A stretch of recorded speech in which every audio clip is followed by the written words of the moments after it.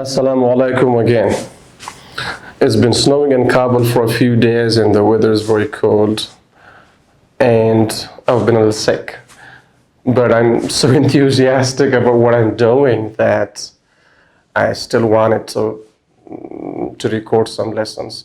So today in this lesson, in this very short video, I wanna talk about collocation and adjective plus preposition collocation. Collocation means that which word collocates with which word. For example, which adjective goes with which preposition. We cannot use, any preposition with any adjective. There are specific adjectives which collocate with specific prepositions. And there are specific verbs which collocate with specific nouns. And after we're done with this lesson, I'm going to have another video about, verb plus noun collocation. So I've collected some very common adjectives which collocate with some specific prepositions and how to use these adjectives in sentences. So the first one is happy about.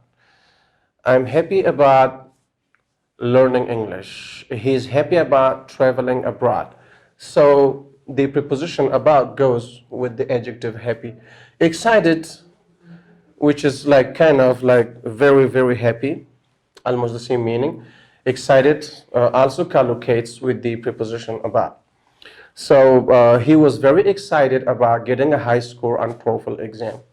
Worried, you can use it as a past participle adjective, worried about. And even if you use it as a verb, don't worry about it, see, as a verb. But you can use it as a past participle adjective. Again, the preposition is about, worried about. He was worried about his sickness, for example. Interested in.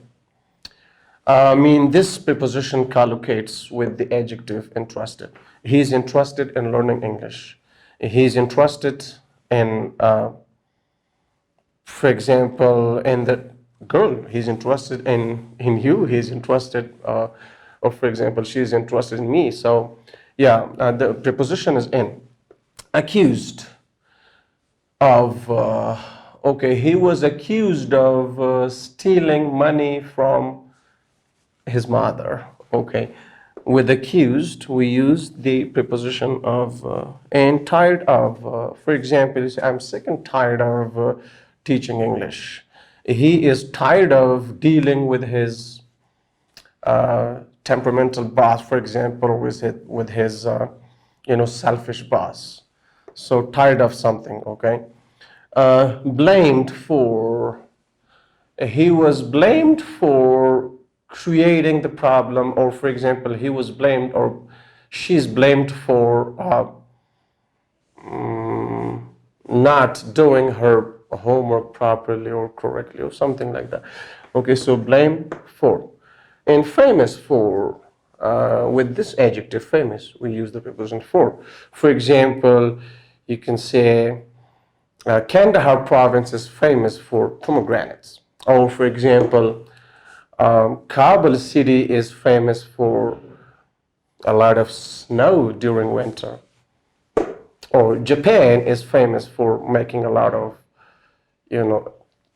cars and electronics. He's a big fan of Indian movies. He's a big fan of Hollywood movies. Enthusiastic about something. I'm really enthusiastic about teaching English. He's really enthusiastic about improving his English, or he's enthusiastic about swimming or exercising in the gym or whatever.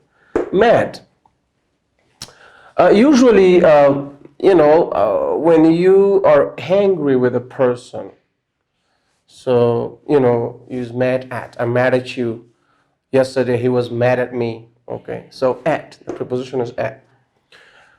And angry about or angry with. If the object which comes after, the preposition, if that is a person, Usually the preposition with is used. For example, he was angry with me yesterday, or I'm angry with you. But if it's an issue or something, for example, he's angry about losing his money, or he's angry about the situation, he's angry about, what happened yesterday. So yeah, if the object is an issue or something, like a condition or state, then the preposition is about. And if the object is a person, then with. Satisfied with. I mean, the preposition is most commonly with. I mean, it could be a person. I mean, the object could be a person or an issue. So he's satisfied with the current situation. Or, for example, he's dissatisfied with his boss. Okay. So, are you satisfied with what you do, or are you satisfied with your work or with your job? And fed up, to be tired of something, to be irritated. Okay, so I was fed up with my boss when I worked for that company. Okay, some people are fed up with their life. Okay, in this situation, in the current situation. Okay, a lot of people are fed up with COVID-19. So I hope you enjoyed this short clip regarding collocations, and in the future we're gonna have more lessons regarding collocations. Have a great time. Bye bye.